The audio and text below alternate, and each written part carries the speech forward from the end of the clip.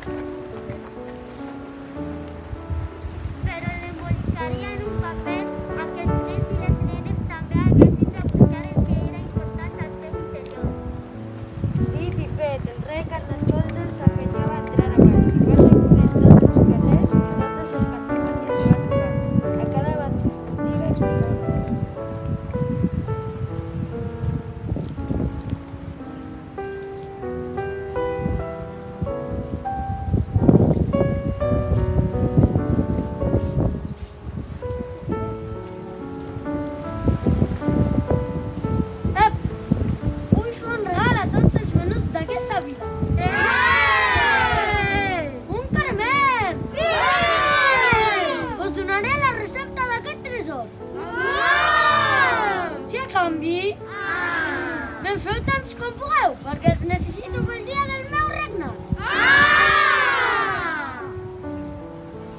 Els amos de les pastisseries no podien evitar sentir espant quan aquest personatge estrafolari entrava cridant, però després d'una estona veient que la seva intenció era bona i animats per l'euforia d'aquells dies especials van estar divertits. Aquells dies de carnaval van ser uns més especials de vegades. Cada dia hi havia espècies de cabrons vermells i talons que deixaven els bocabadats als nens més petits i endolcien les seves hores al joc al carrer. L'ambient es moria a la quaresma i s'acabaria tot plegat.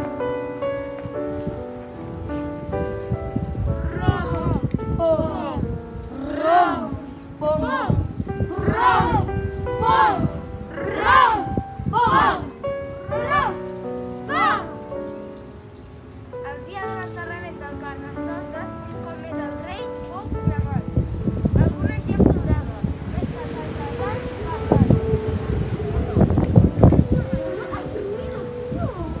havia estat el regnat escoltant i la quitxalla, més que ningú, trobaria a faltar aquell caramel encantós i vermell.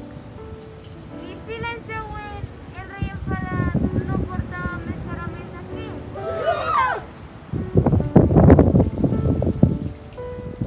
Va passar un any sencer i el rei Carnestoltes es disfrutava i aparèixer el poble de Valls.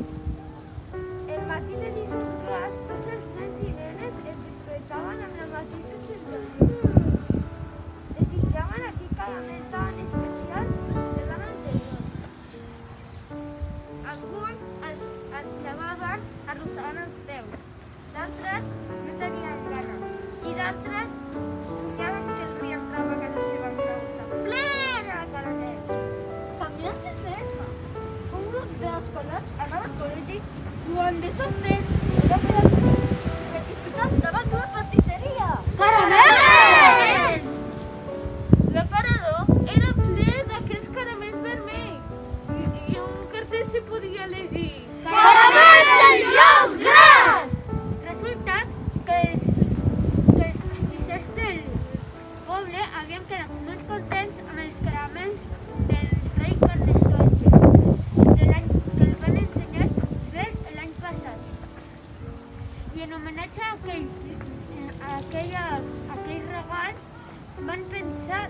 repetir aquella experiència.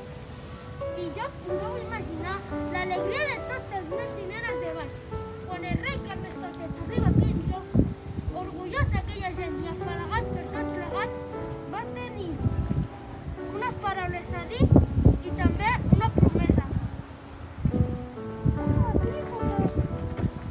Si mai s'apaga la flama del carnaval, no us preocupeu, faré servir tot el meu poder perquè es torni a encendre, encara que hi hagin de passar anys. Tan content estava el rei Carnestoltes que fins i tot quan l'havien de quemar no es va enfadar. I abans que les flames se'n passessin, el seu cos va cridar: Fins l'any que ve!